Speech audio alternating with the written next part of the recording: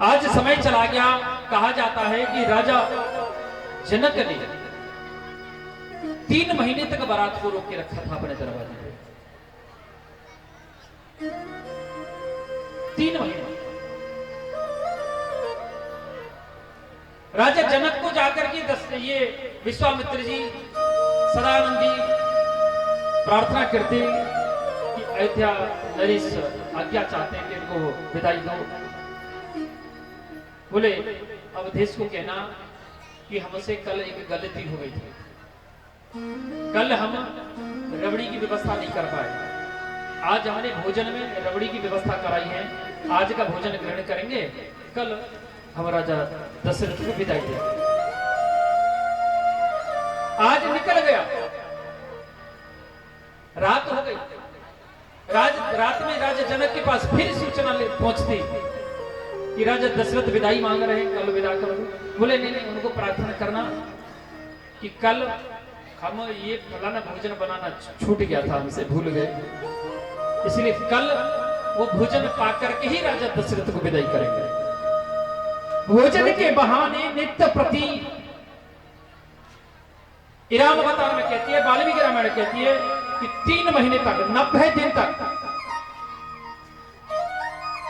राजा जनक अपने दरवाजे पे बारात को रोक के रखे। लेकिन विशेष आग्रह वशिष्ठ जी, विश्वामित्र जी, सदानंद जी लेकर के जनक जी के पास आए। 3 महीना हो गया। जनक को कहें कि हे मिथिलेश, अब इतना आप हमें विवश मत करो, अब आज्ञा दीजिए, हमें विदा करो। वहां से तीनों रानियां बार बार सूचना भेज रही हैं अपनी बहू को देखने के लिए। तो माता सुनैना को आज्ञा प्राप्त हुई। माता सुनैना ने माता सीता का श्रृंगार प्रारंभ कराया। राजा जनक अनेक अनेक हाथी, घोड़ा, ऊंट, सोना, चांदी, हीरा जवाहरात रथों से रथ भर करके अनेक अनेक दहेज माता सीता को दी। गणना नहीं कर सकते, हमारी बस की बात नहीं उसको जो है व्याख्यान करना।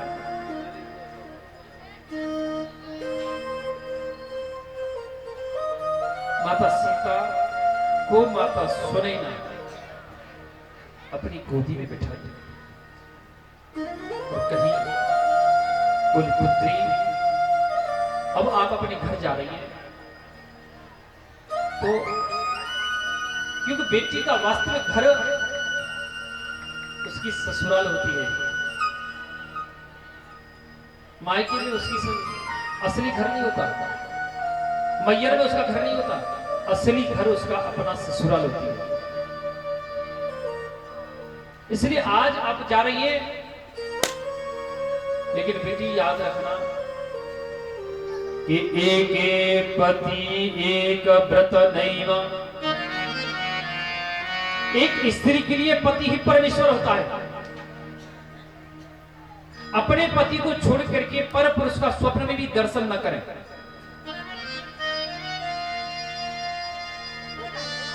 पति के सोने के बाद सोना, पति के जागने से पहले जाग जाना।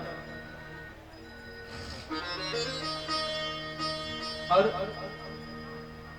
अगर सीता तुझे कोई कष्ट हो ना, तू सहन कर लेना, और ज्यादा ही कष्ट हो तो अपने कक्ष में, अपने कमरा में जाकर के कमरा बंद कर लेना और 2 आंसू बहा देना, थोड़ा सा रो लेना, जिससे तुम्हारा मन हल्का हो जाएगा। लेकिन पुत्री, ससुराल के कष्ट को कभी भी अपने पिता के घर आकर के अपने भैया, माता पिता, भाभी इत्यादि को बखान मत करना कि मेरी ससुराल में ये कष्ट होता है।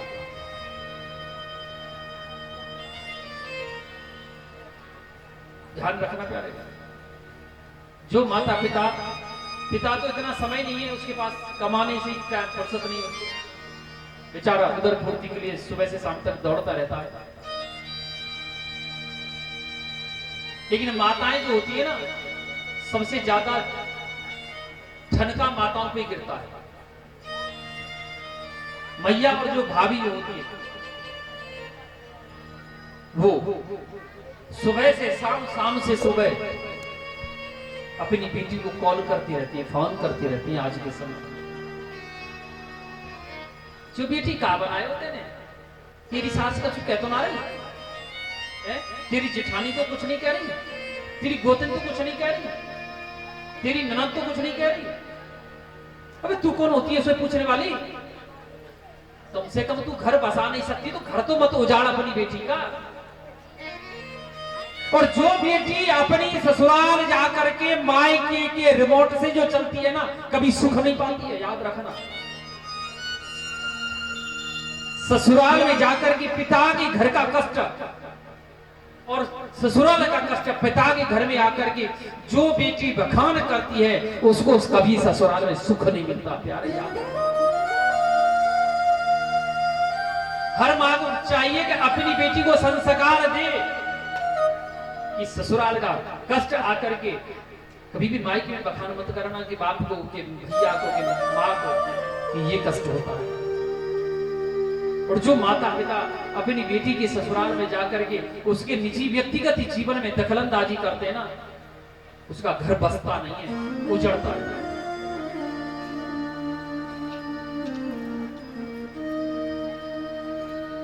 जब राजा जनक माता सीता को चित्रकूट में मिले, वनवास के समय चित्रकूट में मिले, माता सीता को गले से लगाए, कहे सीता, सीता पुत्री कैसी है आप? माता सीता ने पिता को गले से लगाते हुए कहा, पिताजी मैं बहुत खुश हूं, प्रसन्न हूं। चाहती तो सीता कह सकती थी कि मैं बड़ी कष्ट में हूं। जो सीता कभी अपना चरण जमीन में नहीं रखी, आज नंगे पैर, नग्न पैर राम के साथ वन में घूम रहे। फिर भी जनक के पूछने पर कहती है कि पिताजी मैं बहुत प्रसन्न हूं।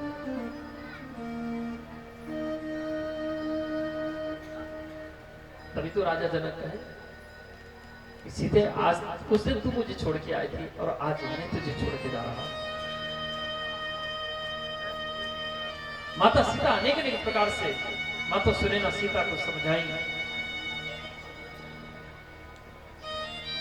अब माता सीता राजा जनक के कक्ष में जा रही है, जाकर के राजा जनक को देखा। राजा जनक जमीन में बैठे दरिद्र आसन में घुटना को अपने हाथ से, दोनों हाथ से पकड़े ऊपर सिर रखे रो रहे।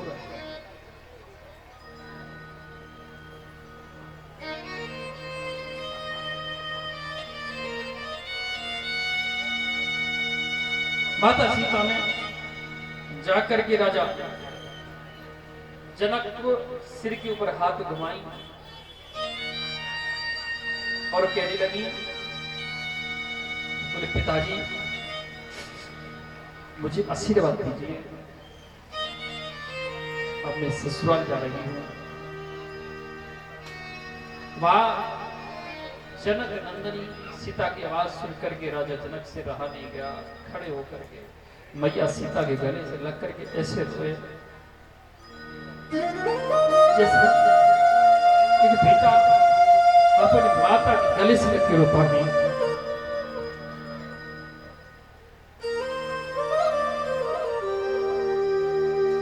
तो बेटी होती ऐसी है। एक टाइम बेटा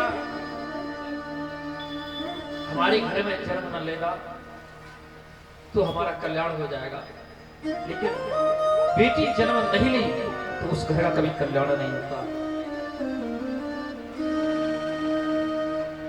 बेटी का प्रेम ज्यादातर अपने माता से या अपने भैया से, भाभी से नहीं होता, उसका प्रेम सबसे ज्यादा अपने पिता के साथ होता है।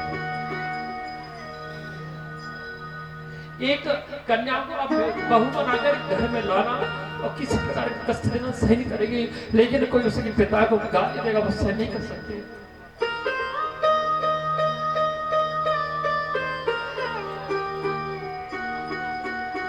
एक पिता अपनी बेटी का विवाह किया की तैयारी किया,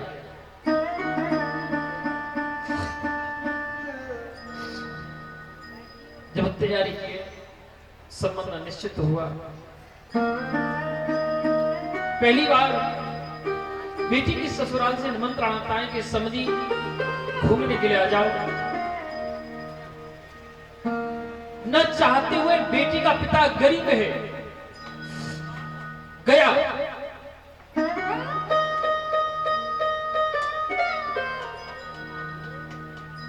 बेचारे को शुगर है, डायबिटीज है, घर में फीकी चाय पीता। बेटी का संबंध होना है, बड़ा घराना है, उनको ये भी नहीं कह सकता कि मुझे ये दो कि ये दो। साथ में बैठा और चाय जब बन करके आई, चाय में जो घूंट लगाया, अचंभित हो गया। ये तो वही चाय जो मेरे घर में मिलती है। दोपहर में भोजन किया बेटी की ससुराल में। शाम का समय आया, विदाई मांगने लगा।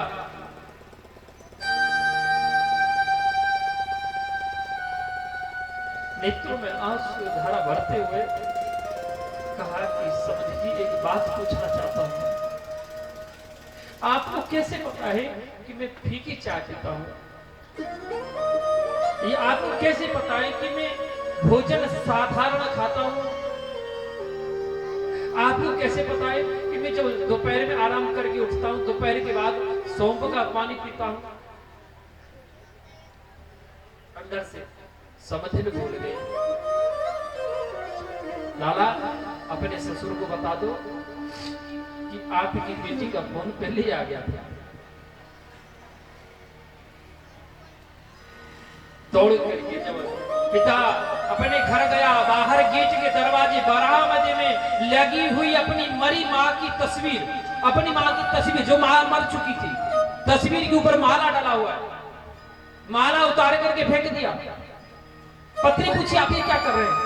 बोले, मेरी माँ मरी नहीं है, मेरी माँ मरी नहीं है, मेरी माँ जीवित है। मेरी माँ मेरी बेटी के स्वरूप में मेरे घर में उत्पन्न हुई है, यही मेरी माँ है।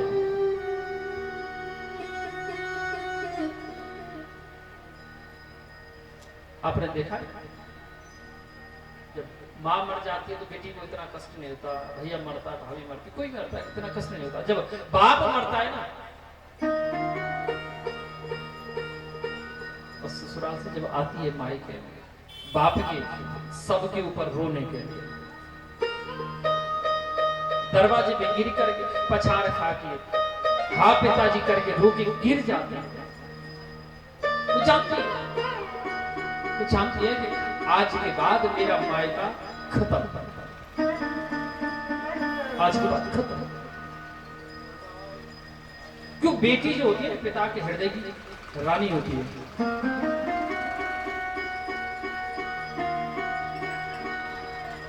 जो उसी बेटी को कोई कष्ट देता है, उस पिता के हृदय में कितना कष्ट होता है, कितना दुख होता है।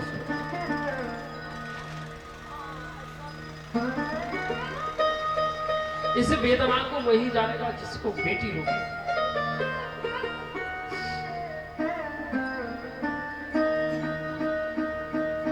कई घरों की बेटियां तो पिता को इतना प्रेम करती है, जब पिता कहीं बाहर चला जाता है ड्यूटी पे काम करने के लिए, किसी भी कारण से 2-4 दिन के लिए बाहर जाता है, तो बेटी अकेली कमरे में रोती रहती है।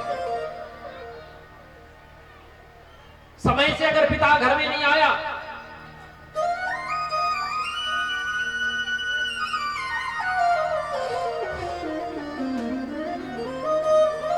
समय से नहीं आया, उसको रहा नहीं जाएगा।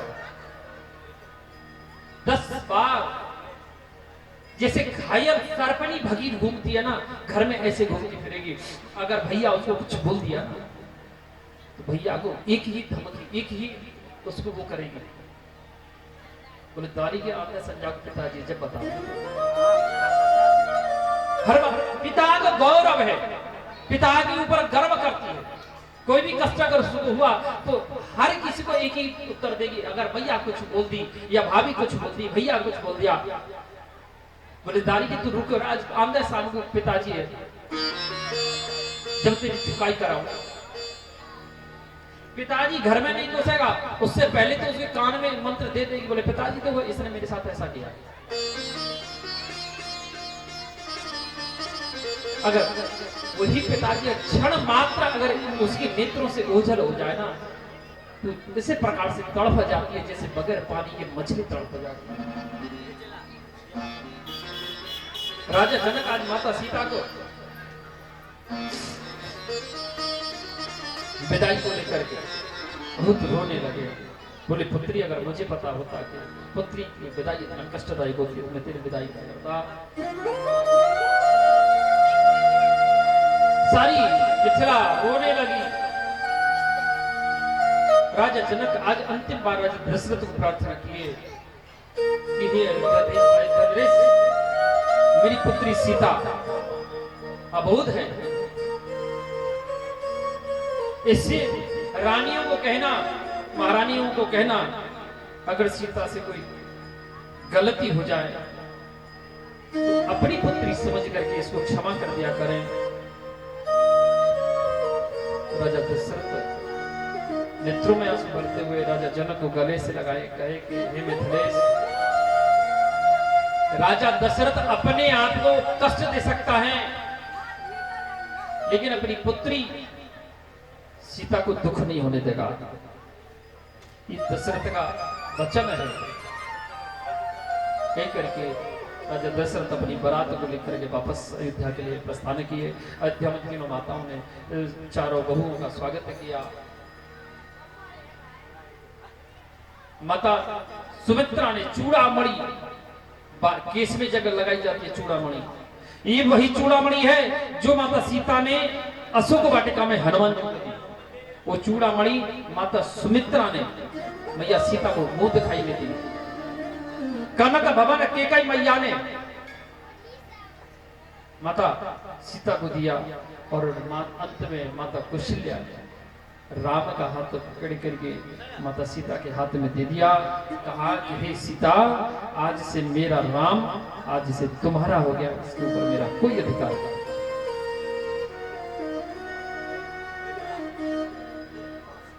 समय निकलता चला गया। भगवान राम को राज्याभिषेक की तैयारी हुई। 7 दिन 7 रातें के बाद माता कैकेयी को पता चला। अब ध्यान देना, यहां तक इतने प्रश्न खड़े नहीं होते, यहां से आगे हर चौपाई में प्रश्न है। माता कैकेयी ने 14 वर्ष का वनवास क्यों मांगा? माता कैकेयी ने राम को वनवास दिया या राम लक्ष्मण सीता को वनवास दिया या राम सीता को वनवास दिया? हालांकि आप लोग मिथिला वाले मुझसे ज्यादा आप मुझसे ज्यादा ज्ञान रखते हैं, इस चीज में विश्लेषण नहीं करना चाहिए, लेकिन अपनी बुद्धि के अनुसार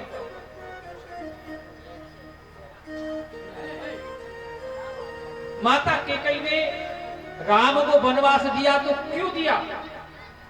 क्या कारण था? राम अपनी मर्जी से वनवास गया या कैकेयी ने वनवास दिया? बहुत प्रश्न है, हर जगह प्रश्न आ जाएगा। भगवान राम बाली को क्यों मारे? क्यों मारे? अंगद मना क्यों कर दिया सीता खोज के समय कि मैं नहीं जाऊंगा? कछु संशय मुझे फिरती बारा, चौपाई लिखिए रामचरित, लौटने का संशय है मुझे, मैं लौट पाऊंगा कि नहीं लौट पाऊंगा। बहुत प्रश्न है। कभी कभी आपने देखा होगा कि माता सीता को जब लंकापति रावण प्रताड़ित करने के लिए आता तो माता सीता ऐसे तिनका, घास का तिनका लेती थी, हाथ में लेती थी कि नहीं? लेकर के और उसकी आड़ से राजा ये लंकापति रावण को वार्तालाप करती थी।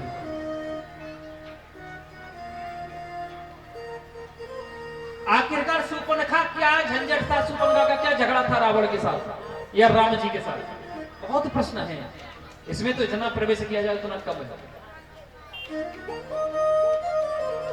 तापस वेश विशेष उदासी, तापसी बन करके वे शेष उदासी शेष लक्ष्मण, उदासी सीता और 14 वर्ष राम वनवासी। राम जो है सीता और लक्ष्मण को लेकर के 14 वर्ष के लिए वन में जाएगा। ये माता कैकेयी ने कहा कि तापस वेश विशेष उदास। उदास हरियाणा में कहा जाता है ऊ आ रहा ऊ मर गो ऊ आ रहा ऊ जा रहा ऊ कहने ऊ माने वो उदास। 14 वर्ष राम वनवास। राम कथा को तो आनंद जब आता है राम कथा का ही समय हो और पूरा समय। सुनो प्राण प्रिय भावत जी का देव एक बर बर तैटी का तापस वेश विशेष उदासी 14 वर्ष राम वनवास। दोनों वचन देने से सारी अयोध्या में हाहाकार त्राही त्राही हो गया। राजा दशरथ दुखी हो गए। अपने पिता का वचन रखने के लिए श्री राम जी कह दिए कि रघुकुल रीत सदा चले आई, प्राण जाए पर वचन न जाए। श्री भगवान राम माता सीता लक्ष्मण को लेकर के वनवास के लिए प्रस्थान किए। तमसा तीर निवास किए। प्रथम दिवस रघुनाथ तमसा नदी के किनारे जाकर के निवास किए। सारी अयोध्या रो रही है, उनके पीछे जा रही है। दूसरे प्रातः काल में रथ में बैठ करके और श्री गंगा के किनारे गए। गंगा के किनारे जाकर के वहां श्रृंगवेरपुर में निषाद राजगुह से भेंट हुई। आगे गंगा के किनारे केवट को कृतार्थ किए, केवट का उद्धार किए भगवान श्री राम और जाकर के चित्रकूट में निवास किए। इधर सुमंत जी महाराज आकर के राजा दशरथ को समाचार दिए कि राम जी ने कहा मैं शीघ्र लौट के आऊंगा। राम राम कहे राम कहे राम राम कहे राम तन पर हर रंग भरो बिरहु राव गयो सुरधाम। राम राम कर करके श्री दशरथ जी का प्रणाम तो हुआ। श्री भरत और भरत जी और शत्रुघ्न जी को कई देश से समझ लो बस तो कई देश से बुलाए। और बुलाने पर श्री दशरथ जी का अंतिम संस्कार हुआ। श्री दशरथ जी माता कैकेयी को अनेक अनेक प्रकार से डांटे, अनेक अनेक प्रकार से प्रताड़ित किए, दोषी ठहराए। इधर भगवान श्री राम से मिलने के लिए चित्रकूट में प्रस्थान किए, क्योंकि यह है भ्रात प्रेम। एक भाई दूसरे भाई के बगैर रह नहीं सकता।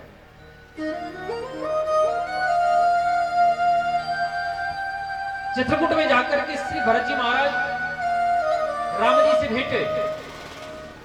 अब वो कहते हैं कि आप घर को चलो। राम जी कहते हैं कि मैं नहीं जाऊंगा, तुम 14 वर्ष तक राज्य को संभालो और मैं 14 वर्ष पूर्ण करके जल्दी आऊंगा। इसी बात का झगड़ा है। क्यों? ये त्याग है, त्याग।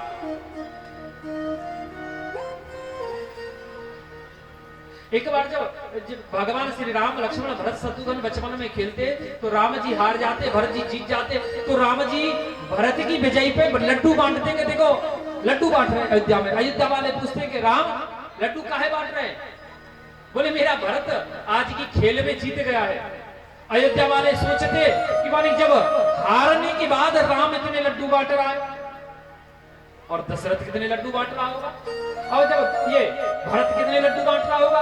और जब भरत जी को जाके पूछते देखते तो भरत जी रोते हुए दिखाई देते। भरत जी को पूछा कि तुम काहे रो रहे हो भैया, तुम तो जीते गए। बोले यही तो मेरी बड़म्बना है, मैं भैया के लिए रो रहा हूँ, क्योंकि बड़े भैया राम ने मुझे जिताने के लिए अपने आप को हरा दिया, इसलिए मैं रो रहा हूँ।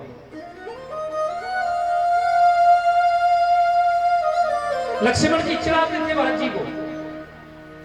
बोले भरत भैया, हाँ भैया राम मुझे प्रेम करते हैं, मुझसे ज्यादा प्रेम करते हैं। बोले कि नहीं तुमसे ज्यादा प्रेम नहीं करते लक्ष्मण, भैया राम मुझे ज्यादा प्रेम करते हैं। बोले नहीं मुझसे प्रेम करते हैं। अगर मुझसे ही ज्यादा प्रेम करते ना, इसीलिए जब जब हम लोग खेल खेलते हैं ना तो भैया राम अपनी पारी में मुझे रखते हैं।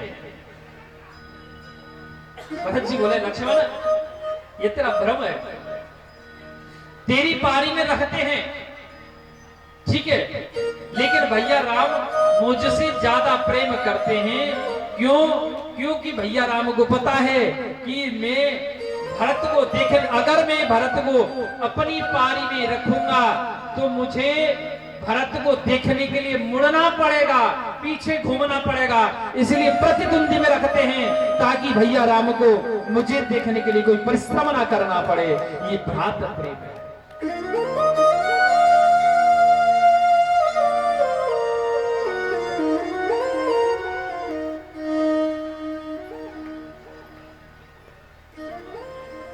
भैया रामचरितमानस त्याग का प्रतिबिंब है, त्याग का है। कितना प्रवेश करेंगे?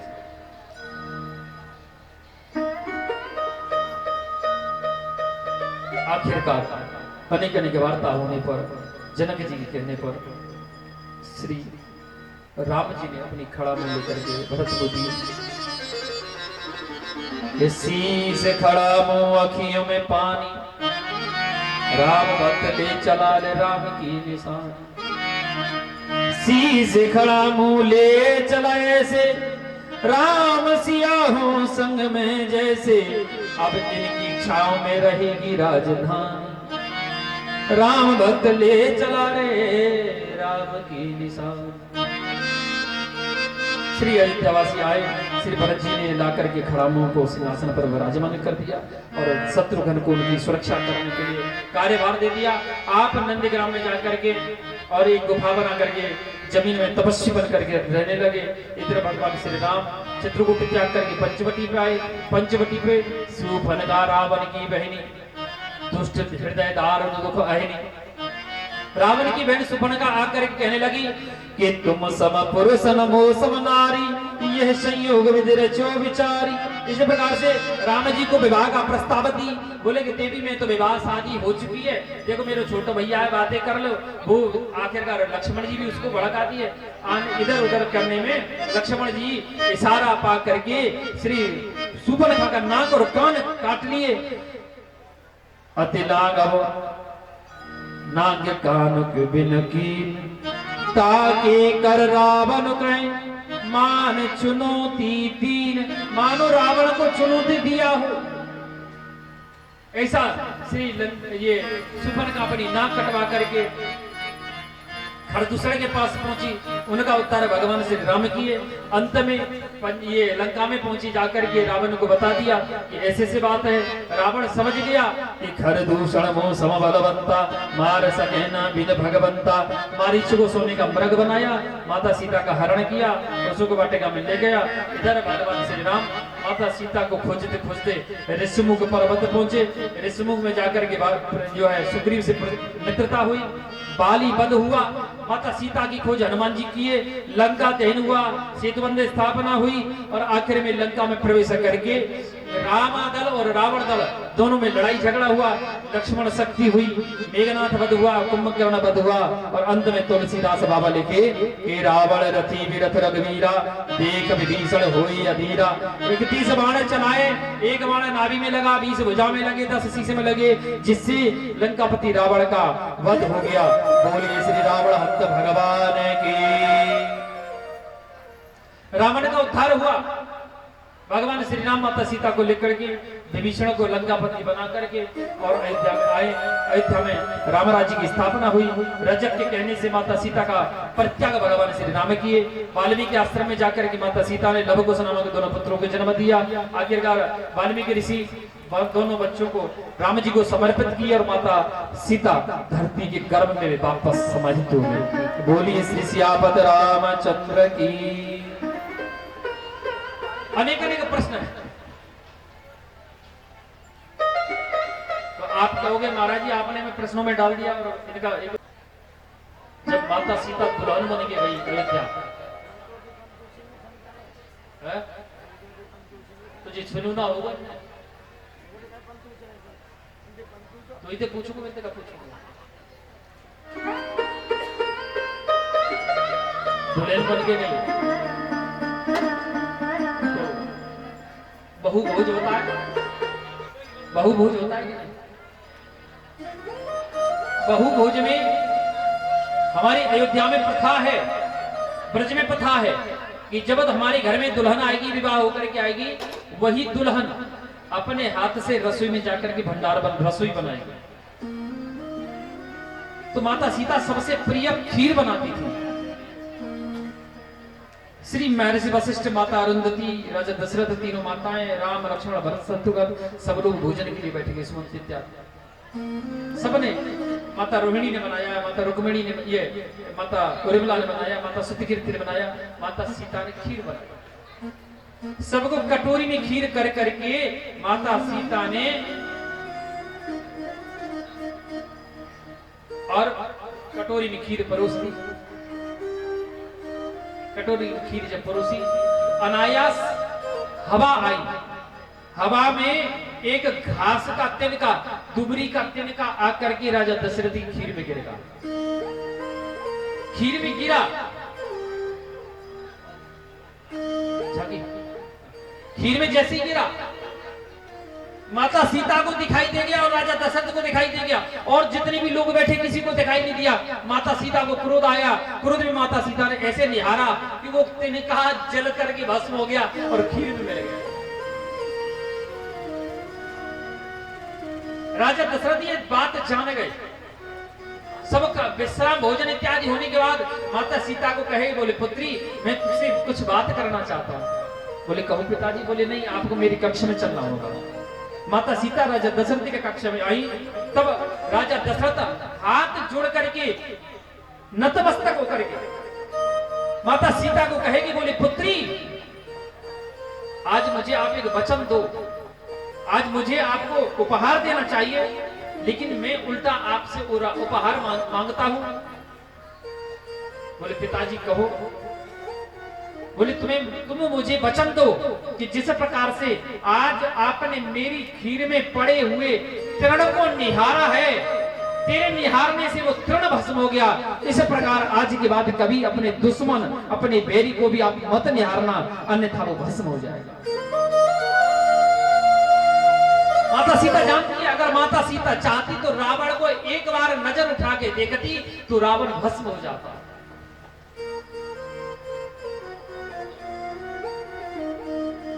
माता केकई ने ही भेजा था राम जी को वन में। राम जी को केकई को जब पता चला ना 7 दिन 7 रात के बाद में कि राम का कल राज्याभिषेक होने वाला है, राम जी को बुलाई कि बोले राम तेरी मती मारी गई है, कम से कम अपने बाप को ये पूछ तेरे बाप का मुकुट कहाँ है, क्या पहनेगा कल तू, कल क्या पहनेगा। मुकुट गाजी का तो बाबू बना के लावे तो प्लास्टिक को है।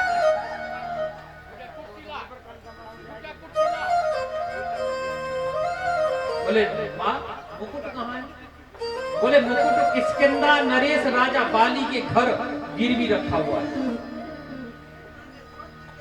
बोले अच्छा। तब श्री राम वनवास खोजते हुए गए और तुलसीदास बाबा लिखे इस बात को, लिखे हैं दूसरी बात।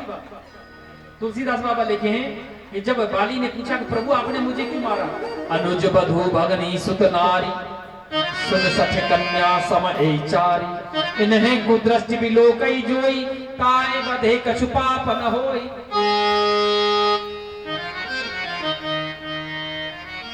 लेकिन मूल तत्व क्या था, जब बाली ने अंगद का हाथ पकड़ करके राम जी के हाथ में दिया, हे प्रभु मेरे पुत्र को आप अपनी शरण में ले लो, ये आप ये कार्य सार्थक कर देगा।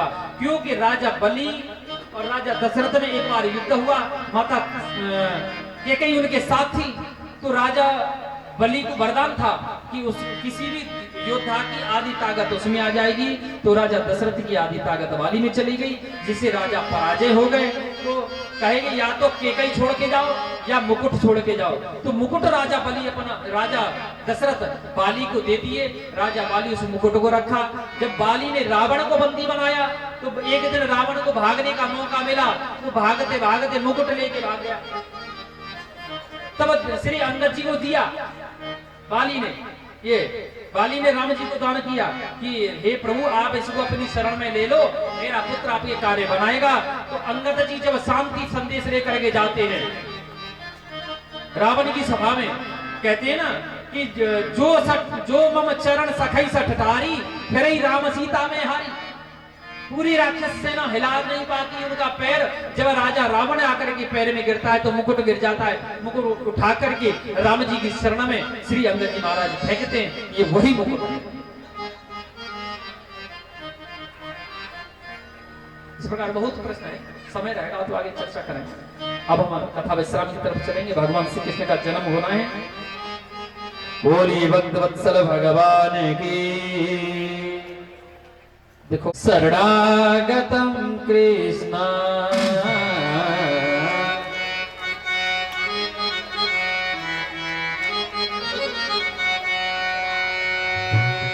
स्वागतम कृष्णा शरणागतम कृष्णा स्वागतम कृष्णा शरणागतम कृष्णा स्वागतम शुभ स्वागतम शरणागतम कृष्णा स्वागतम शुभ स्वागतम शरणागतम कृष्णा स्वागतम शुभ स्वागतम शरणागतम कृष्णा स्वागतम शुभ स्वागतम शरणागतम कृष्णा स्वागतम कृष्णा शरणागतम कृष्णा स्वागतम कृष्ण शरणागतम कृष्ण। 5 जोड़ा श्री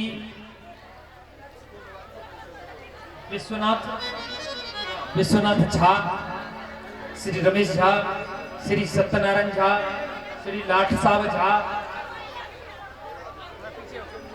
हैं। 3 तो है हमारे यजमान श्री विश्वनाथ बाबू, रमेश बाबू और सत्यनारायण जी। 2 यजमान और आएंगे जो पत्नी के साथ ही यहाँ बैठे हों। तो लाठ साहब बाबू आप आ जाओ, आपकी पत्नी माता है यहाँ। अरे आपकी पत्नी माता यही है ना, आइए ना। और